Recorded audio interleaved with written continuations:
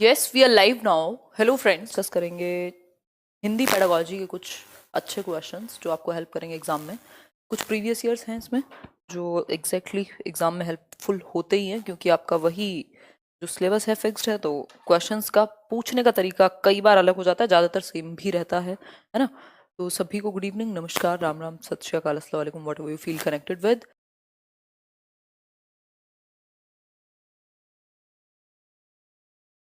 देखिए question number 121, देखिए अच्छा क्वेश्चन है। अगर मैं बात करूं इस क्वेश्चन की, तो क्वेश्चन अगर आप पढ़ पा रहे होंगे तो 121वां जो प्रश्न है ये कहता है कि प्राथमिक स्तर पर बच्चों में लिखने का कौशल इस सीमा तक विकसित हो कि प्राथमिक लेवल यानी फर्स्ट टू फिफ्थ का लेवल, ठीक है, पहली से पांचवी कक्षा प्राथमिक, एलिमेंट्री सिक्स टू एट्थ, और सेकेंडरी है नाइन्थ, और सीनियर सेकेंडरी आपकी 11th 12th। ठीक हो गई बात। तो एक बार देखिए और आंसर कीजिए कौन सा एक सही आंसर होगा। लिखना कौशल के बारे में प्राथमिक स्तर पे आप क्या एक्सपेक्ट करेंगे बच्चों से। अच्छा, इससे पहले एक और खुशी की बात मैं आपको बता देना चाहूंगी कि आज हम जुड़ करके हो गए हैं कुछ 14 लाख लोग, जो अपने आप में एक बहुत बड़ी बात है। स्पेशली अगर हम किसी भी टीचिंग एग्जाम की बात करें और इंडिविजुअल चैनल की बात करें, इवन बहुत टीम्स को भी अगर हम कहें तो शायद ही हम लोग बहुत अच्छा कर रहे हैं जो सिर्फ टीचिंग की काम करते हैं, हम बाकी कोई और इस चीज़ पे बिल्कुल रिलेटेड नहीं है। तो वी आर डूइंग ग्रेट। आप लोगों का एक अच्छा रिस्पॉन्स है, इसमें कुछ ऐसा नहीं है कि कोई दुनिया से निराली बात है, बट हाँ अपने आप में ये रिकॉग्नाइजेबल बात है, मतलब इसको हम कंसिडर कर सकते हैं, कंसिडरेबल बात है ना। खैर स्टार्ट करते हैं। आप सभी का धन्यवाद, मैं सच में यही कहना चाहूंगी। देखो, प्राथमिक स्तर पर बच्चों में, और इसी तरीके से आगे हम लाइक और शेयर करते रहें, सीखते रहें, है ना। चलो फिर एक बार आज आ ही गए हो आप लोग, नोटिफिकेशन पहुंच ही गया है। पहला क्वेश्चन पढ़ो। आज क्वेश्चन अच्छे हैं हिंदी पेडागोजी के, और ईवीएस मैं परसों से मंडे से शुरू कर दूंगी, चाहे 2-2 घंटे की क्लास लेनी हो, मैं कंप्लीट रिवीजन आपका करा दूंगी, टेंशन ना लो। और मैथ्स पेडागोजी के भी कुछ 10 सेशन होने हैं। देखो एक बार फटाफट से देखो जी, 14 लाख हो गए हैं आज हम। देखिए एक बार, प्राथमिक स्तर पर बच्चों में लिखने का कौशल किस सीमा तक विकसित हो कि वो सुंदर अक्षर लिख सकें, छोटी कहानी लिख सकें, विभिन्न उद्देश्यों के लिए लिख सकें, या मानक वर्तनी में लिख सकें। मानक वर्तनी होता है यानी करेक्ट स्पेलिंग का वो यूज कर पाए। क्या कहना चाहेंगे आप, बताइए फटाफट से, हैं, बताइए एक बार, आंसर कीजिए। मानक वर्तनी का इस्तेमाल कर पाए। माइक में कुछ प्रॉब्लम यार, ये कल मैं देखती हूँ अगर ये सॉल्व होगा। ये मुझे भी लग रहा है जब से इधर शिफ्ट किया है, तो मैं देखती हूँ या तो माइक ही चेंज करेंगे, जो भी है एक आध दिन मैनेज कर लो बस मंडे तक। देखो, मानक वर्तनी नहीं, सही स्पेलिंग से भी ज्यादा जरूरी है कि बच्चा क्या कर सके, विभिन्न उद्देश्यों के लिए लिख सके। मतलब अगर उसको कहा जाए कि इस बात के बारे में अपने अपने शब्दों में इसको लिखो, या कुछ इस तरीके का, जो उद्देश्य के अकॉर्डिंग वो लिख पाए, कॉन्टेक्स्ट के संदर्भ के अकॉर्डिंग लिख पाए, वो सबसे ज्यादा जरूरी होगा। ये बात हमें माननी पड़ेगी। सुंदर अक्षर, मानक वर्तनी सब बाद में आता है, सबसे पहले आती है अभिव्यक्ति। जो जेन्युइन उसका थॉट है वो उसको अपने सबके सामने प्रस्तुत कर पाए, ये सबसे बड़ी बात है। क्वेश्चन नंबर 122 देखिए, 122 कहता है 122, हिंदी भाषा के संदर्भ में एक महत्वपूर्ण उद्देश्य है कि बच्चे, यानी अगर हम बात करें हिंदी भाषा के ऑब्जेक्टिव्स की, हर एक चीज को करने का एक उद्देश्य होता है जीवन में भी और पढ़ाई में भी, ठीक। तो अगर हम हिंदी भाषा को पढ़ाने के महत्वपूर्ण उद्देश्य की बात करें तो कौन सा एक महत्वपूर्ण उद्देश्य कहलाएगा, ये बात आप एक बार बताने का कष्ट जरूर करेंगे। आंसर कीजिए बहुत ही जल्दी से। देखिए जल्दी आंसर क्या होना चाहिए और क्यों होना चाहिए, फटाफट से आंसर करो, बताओ।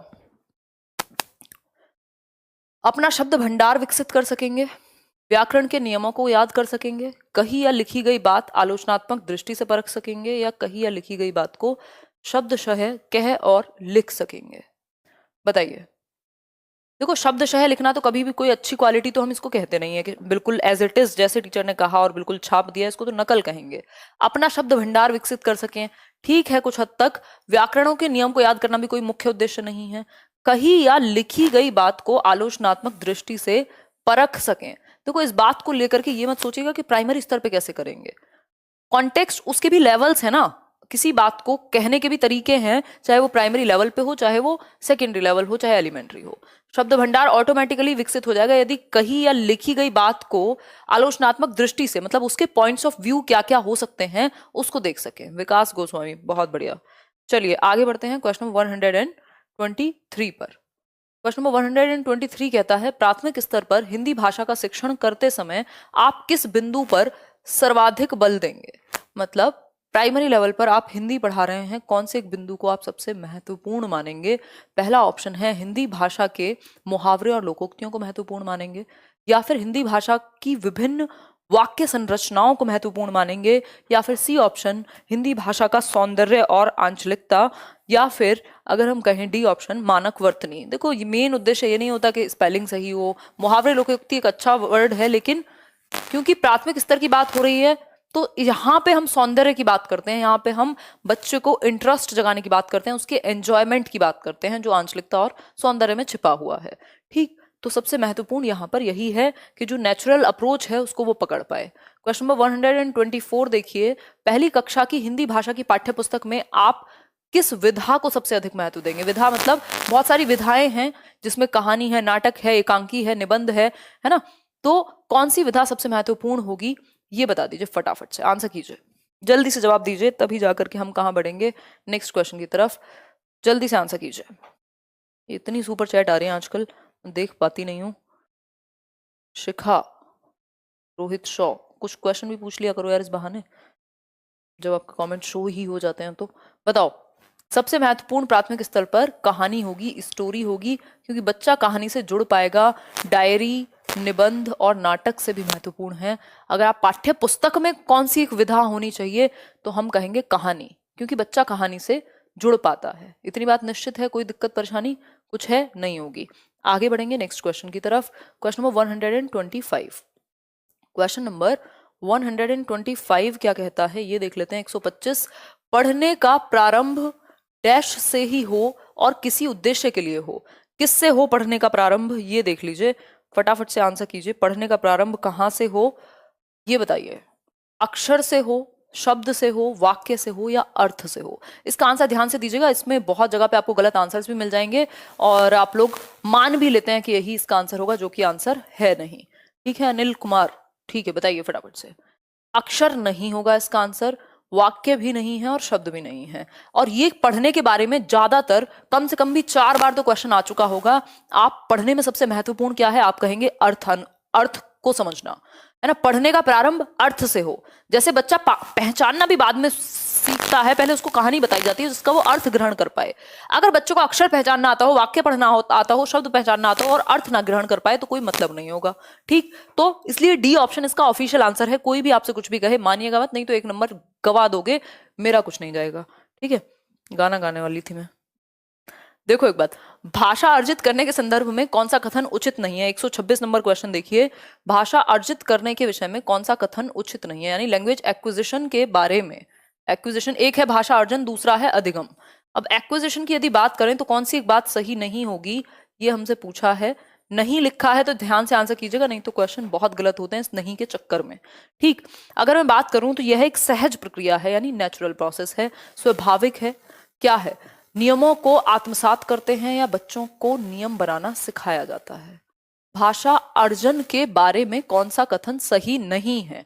देखो सहज भी है, यानी एकदम बिल्कुल नेचुरल, इसको एक वर्ड बोलते हैं, इंट्यूशन के साथ बिल्कुल चल सकते हैं। स्वाभाविक बिल्कुल नेचुरल प्रक्रिया है, दोनों ही शब्द सही हैं।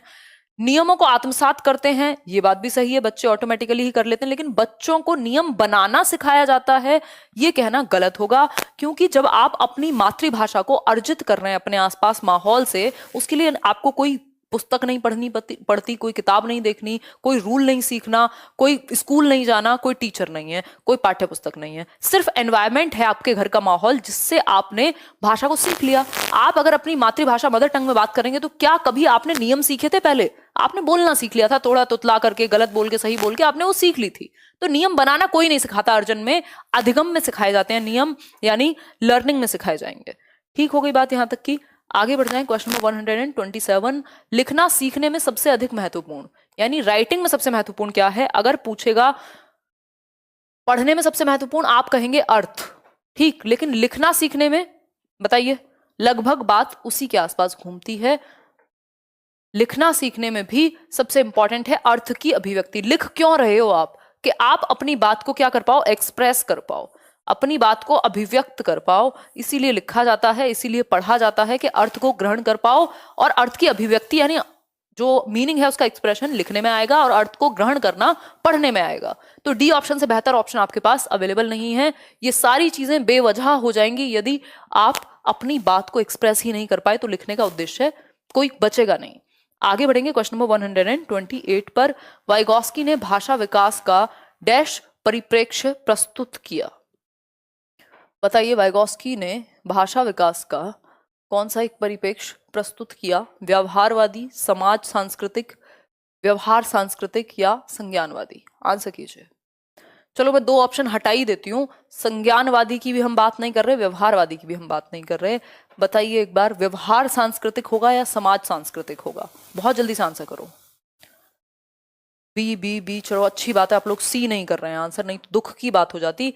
व्यवहार की नहीं, समाज और संस्कृति की बात की है। जिस व्यक्ति की थियोरी का नाम है सामाजिक सांस्कृतिक सिद्धांत, यानी तीन चीजें इंपॉर्टेंट हैं, बीपीएल से याद कराया था, एससीएल मतलब समाज सोसाइटी, कल्चर संस्कृति और लैंग्वेज भाषा। ठीक, ये तीन चीजें महत्वपूर्ण है वाइगॉस्की की थियोरी में। तो भाषा विकास में वो सामाजिक अन्योन्य क्रिया, अंतः क्रिया को महत्व देंगे, ये बात हम बिल्कुल समझ सकते हैं, इसमें कोई भी समस्या हमारी होनी नहीं चाहिए। आगे बढ़ जाए नेक्स्ट क्वेश्चन पे। मजा आ जाता है यार, आप लोग इतनी रात को, दिन में, दोपहर में, जब भी फुर्सत मिलती है, मैं लेट लतीफ जैसे भी होता है, बस आपके साथ डिस्कशन में पूरा जोर रहता है और आप लोग उतना एक सपोर्ट, एक उतना एनर्जी दिखाते हैं लाइव सेशंस में। 10,000 से ज्यादा ही लोग हमेशा जुड़े हुए हैं, कितनी खुशी की बात है ये। अपने आप ही इंसान को लगे कि मतलब शर्म आ जाए जिस दिन सेशन लेने ना हो।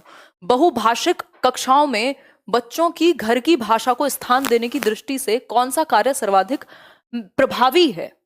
क्वेश्चन नंबर ही भूल गए क्या हम? चलो, बहुभाषिक कक्षाओं में बच्चों की घर की भाषा को यानी उनकी मदर टंग को यदि आप महत्व दे रहे हैं, तो कौन सा एक कार्य, कौन सा एक एक्टिविटी सबसे बेहतर होगी या प्रभावी, इफेक्टिव कहलाएगी? पहला ऑप्शन है हिंदी भाषा के शब्दों को अपनी भाषा में कहो, हिंदी भाषा के शब्दों को अपनी भाषा में लिखो, हिंदी भाषा में सुनी कहानी को अपनी भाषा में कहो, या अपनी भाषा में अपनी पसंद का कोई गीत सुनाओ। फटाफट से बताओ। घर की भाषा की, बहुभाषिक कक्षाओं में बच्चों की घर की भाषा को स्थान देने की दृष्टि से अपनी भाषा में कहो, हिंदी भाषा के शब्दों को, क्या पॉइंट बनेगा? हिंदी भाषा के शब्दों को अपनी भाषा में लिखो, ये बात भी हमें सही लग रही है। या फिर हिंदी भाषा में सुनी कहानी को अपनी भाषा में कहो, कोई पॉइंट नहीं होगा। अपनी भाषा में अपनी पसंद का कोई गीत सुनाओ। सबसे ज्यादा मनोरंजक यही है कि बच्चा एकदम नेचुरली अपने आप को स्वाभाविक रूप से अभिव्यक्त करेगा। क्या करेगा? स्वाभाविक रूप से अभिव्यक्त करेगा स्वयं को। ठीक हो गई बात, नेचुरल रहेगा एकदम। चलें क्वेश्चन नंबर 130 पर। 130 पर चलेंगे। कक्षा 5 के बच्चों की 30 क्वेश्चन करने वाले हम लोग। कक्षा 5 के बच्चों की हिंदी भाषा का आकलन करने में कौन सा प्रश्न सर्वाधिक उपयोगी है? यानी 5th क्लास के बच्चे की जो असेसमेंट कर रहे हैं, आप असेसमेंट कर रहे हैं, तो कौन सा क्वेश्चन सबसे महत्वपूर्ण होगा हिंदी भाषा को, हिंदी लैंग्वेज के आकलन में, असेसमेंट में, टेस्ट में? बताइए किस तरह का प्रश्न आप पूछेंगे ताकि आप बच्चे के विषय में ज्यादा से ज्यादा जान पाएं। लाइक शेयर करने को ना कहो तो आप लोग करते ही नहीं हैं, भूल जाते हैं। खैर कोई बात नहीं, कुछ चीजें भूल जाना भी अच्छा होता है, बट जो चीजें भूलने की होती हैं वो हम भूल नहीं पाते हैं। खैर फटाफट से आंसर करो, मैं चार्ज पे लगा देती हूँ कुछ कुछ चीजें, जल्दी से आंसर करो।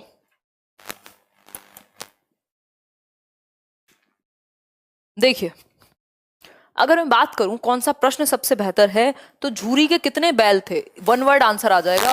वो एक शब्द में उत्तर दे देगा कि 4 थे, 2 थे, 5 थे, 2 ही थे वैसे। झूरी के बैलों के नाम बताइए, ये भी वो बता देंगे। गया कैसा व्यक्ति था, इसमें थोड़ी सोच लगेगी, लेकिन सबसे बेहतर ऑप्शन हीरा समझदार था या मोती, और क्यों?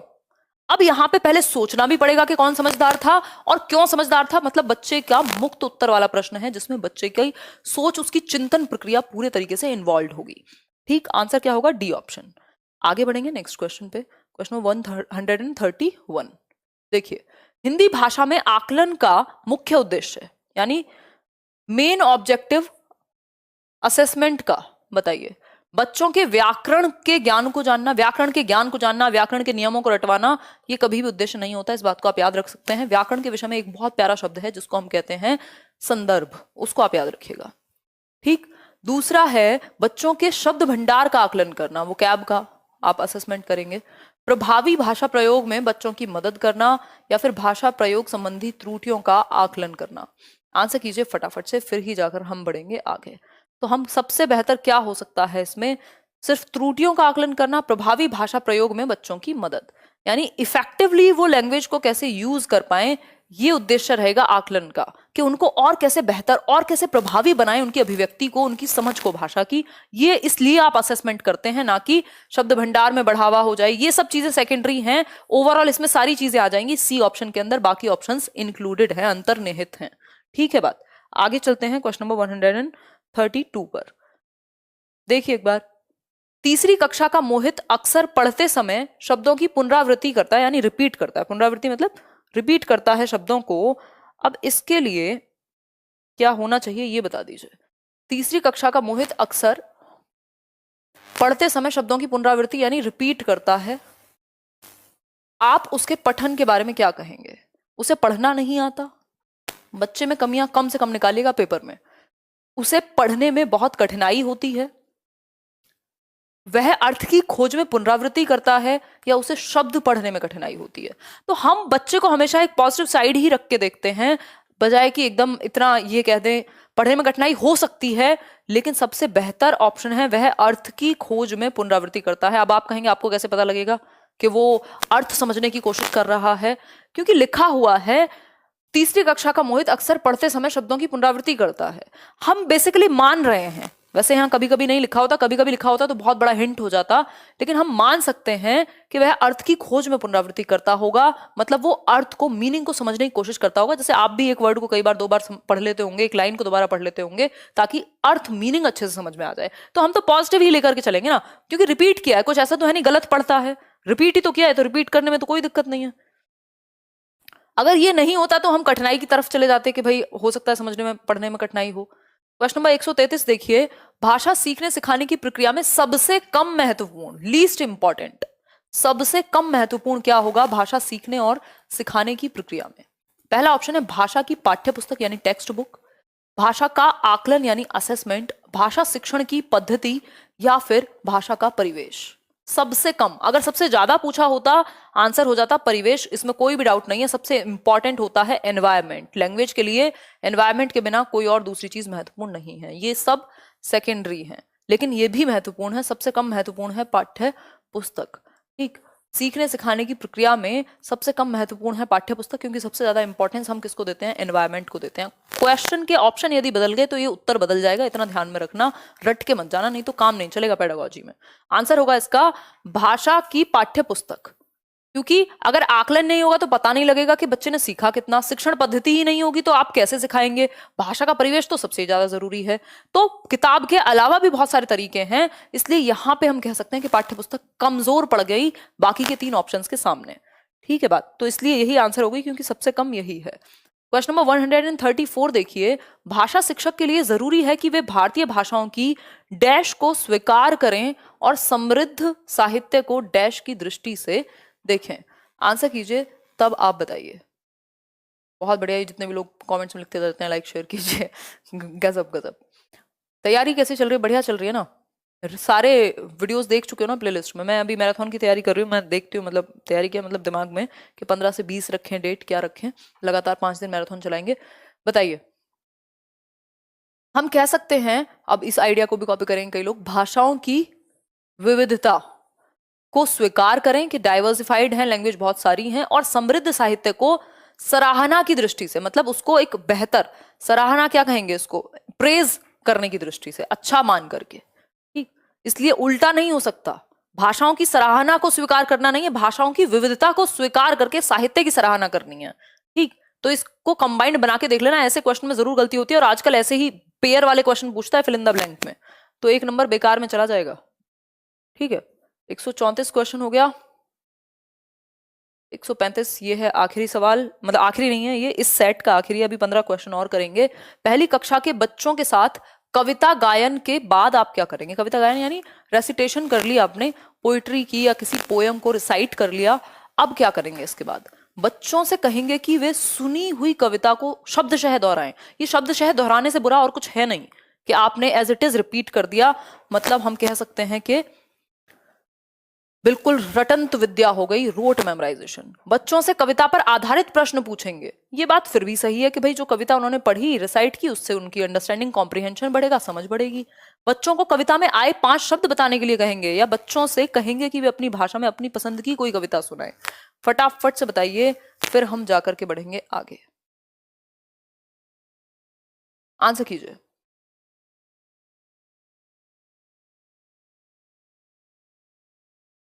मिक्स्ड आंसर्स आप लोगों के आ रहे हैं।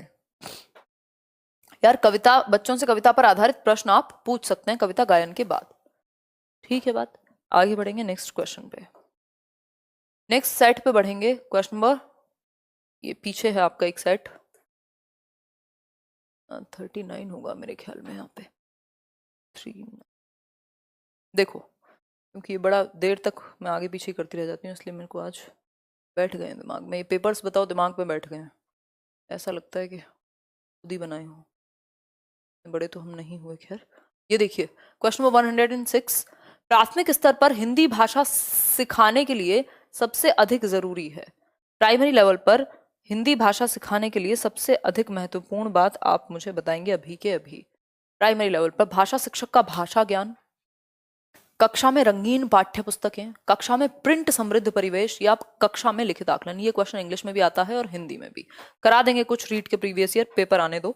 कक्षा में प्रिंट समृद्ध परिवेश, ये बात आप याद रखिएगा, प्रिंट एनरिच्ड जो सामग्री है वो सबसे बेहतर है।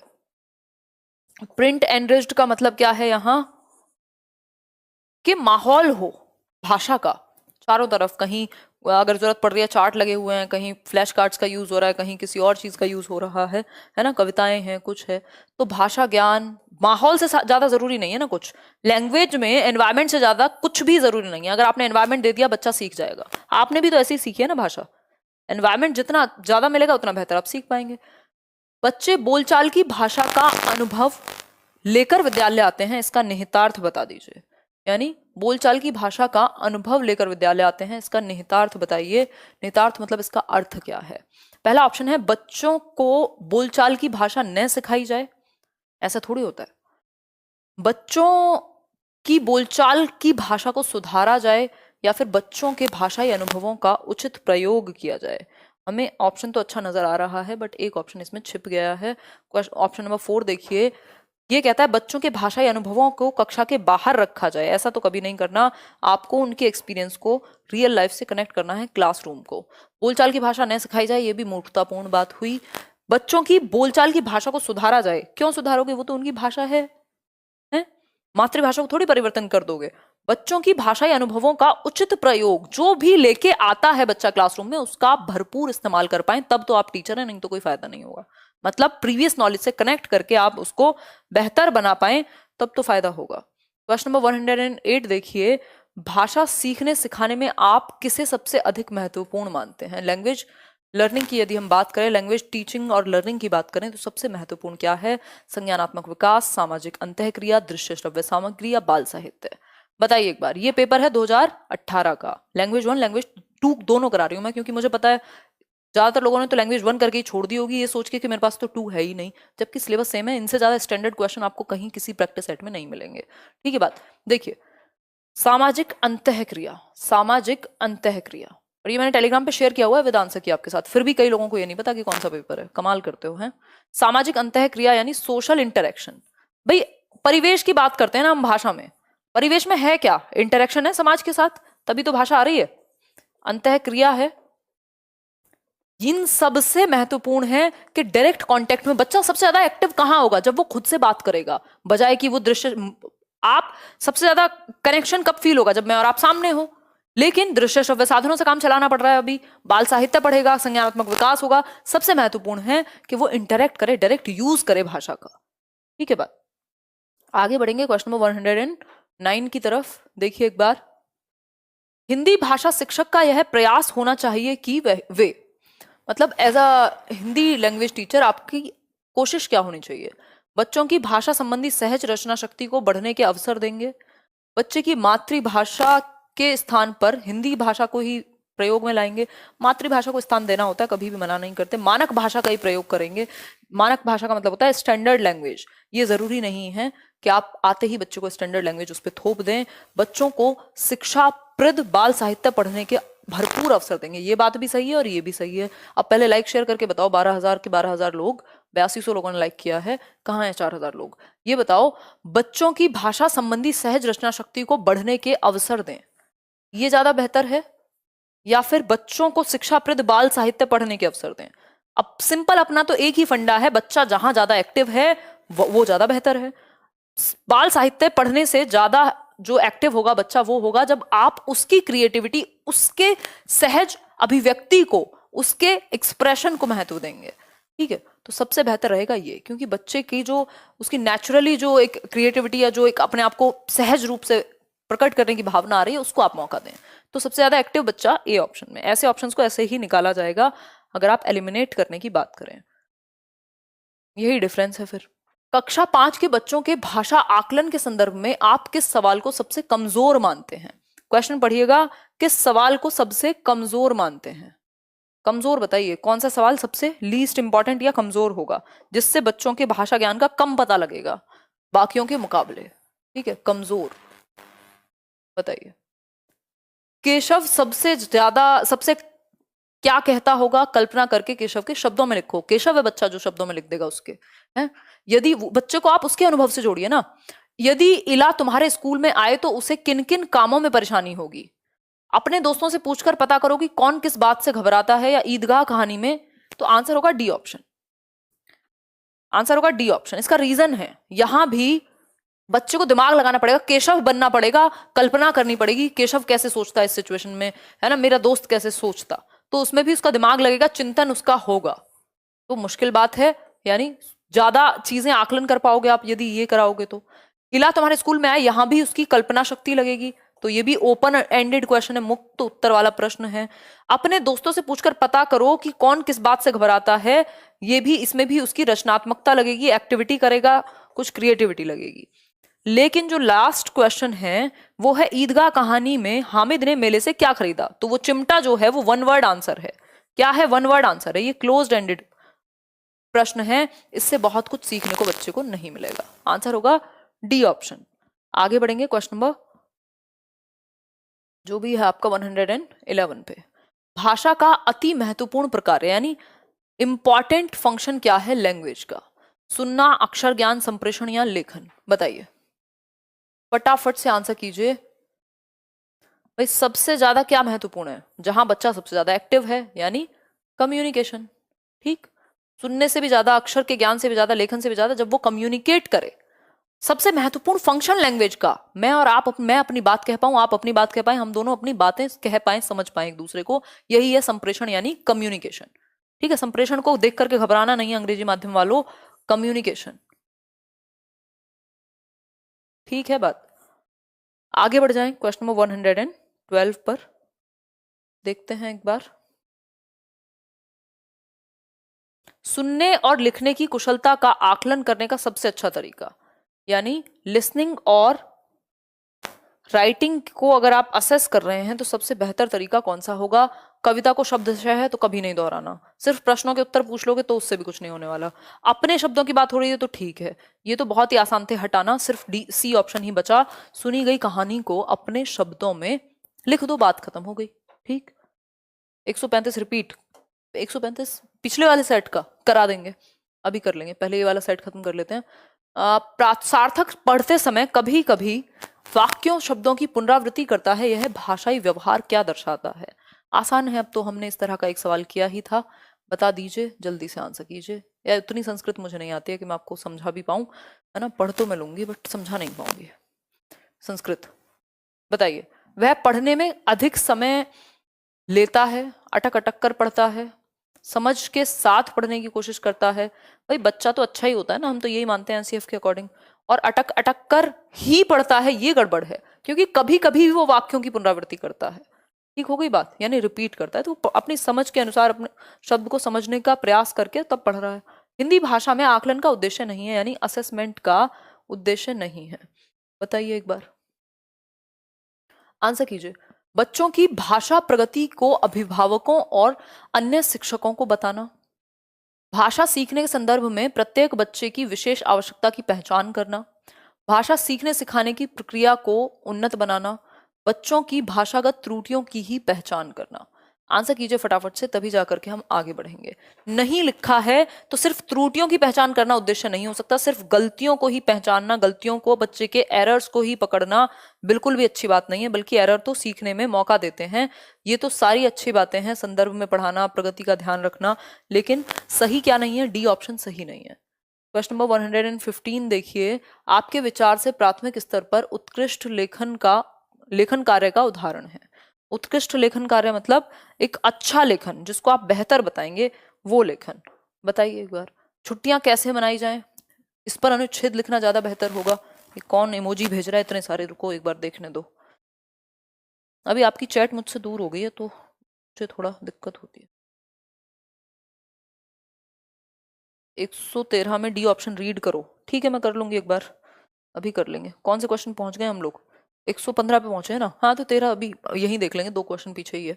बताओ एक बार। मेरे सपनों का भारत विषय पर अनुच्छेद लिखना, पाठ्य पुस्तक से इतर कठिन शब्दों का श्रुतलेख या आंखों देखी घटना का वर्णन, ये सबसे बेहतर है। इसका रीजन ये है कि बच्चे ने जो एक्सपीरियंस किया है ना, जो उसका अनुभव है, वो उसको अभिव्यक्त कर पाएगा, और सबसे बेस्ट चीज यही होती है। ठीक है बात, सिर्फ अनुच्छेद लिख देना छुट्टियां कैसे मनाई, इससे बेहतर है आंखों देखी घटना का लिखित वर्णन करेगा, तो ये उत्कृष्ट कहलाएगा। जरूरी नहीं ना वो पैसेज भी सीखना लिखना सीख ही गया हो। 113 क्वेश्चन में मिनी मोनिका को दिक्कत है, सुनना ही पड़ेगा। मिनी मोनिका तो बहुत दिन बाद नजर आई हैं आज, एक्चुअली मैं पढ़ ही नहीं पाती हूँ। उसे लंबे शब्दों को पढ़ने में कठिनाई होती है। सार्थक पढ़ते समय कभी कभी वाक्यों शब्दों की पुनरावृत्ति, वाक्य भी और शब्द भी, ना तो सिर्फ वाक्य की बात की है, ना तो शब्द की बात की है अकेले, है ना। और कभी कभी करता है, ऐसा नहीं है कि वो हमेशा ही करता हो। तो लंबे वाक्यों को या लंबे शब्दों को कैसे हम अपने आप से वो करेंगे? हमारे पास अच्छा ऑप्शन है कि वह समझ के साथ पढ़ने की कोशिश करता है, सेफ ऑप्शन है। नहीं तो यहाँ पे क्या दिक्कत होगी? लंबे शब्दों का हमने कैसे पता लगा? वाक्य और शब्द दोनों जोड़ दिया ना उन्होंने, तो डी के साथ नहीं जा पाएंगे हम। जाना चाहते हैं, ऐसे ही ऑप्शन कंफ्यूज करते हैं। देखिए एक बार 116 पे चलेंगे।